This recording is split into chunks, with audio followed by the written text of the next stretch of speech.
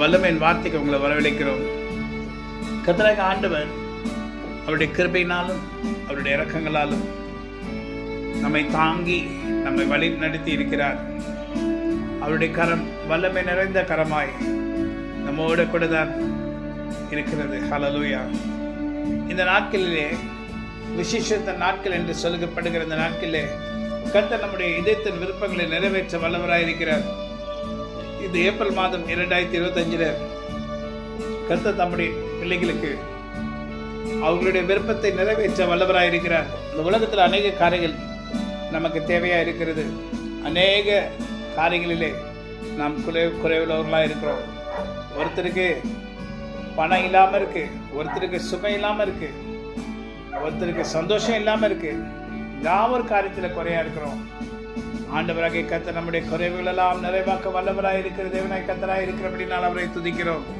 இந்த நாளில் கூட அவரை துதிக்கிறோம், அவரை போற்றுகிறோம். ஆமென். அவரை நாம் நினைவு கூறுகிற நாட்கள் நாம் இருக்கிறோம். ஆமென்.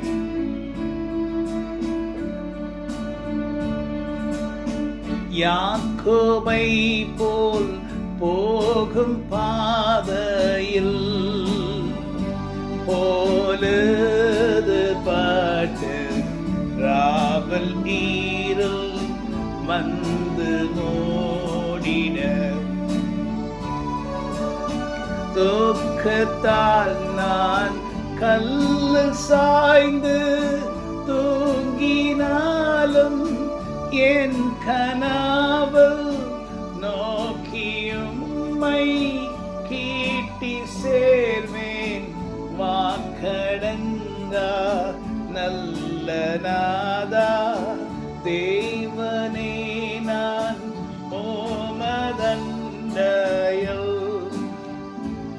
ஏனோ நெருங்கி சேர்வதே என் ஆவல் பூமியில்.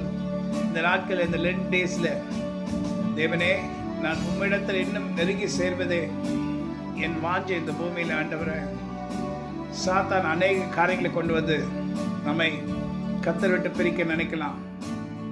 வேதனைகளை கஷ்டங்களை கொண்டு வரலாம், உலகத்தின் காரியங்களை கொண்டு வரலாம். அதெல்லாம் பார்க்காம ஆண்டு நோக்கி பார்ப்போம். கர்த்தர் நமக்கு துணையா இராமல் இருந்தால் நாம் இன்னைக்கு உயிரோடு இருந்திருக்க மாட்டோம்.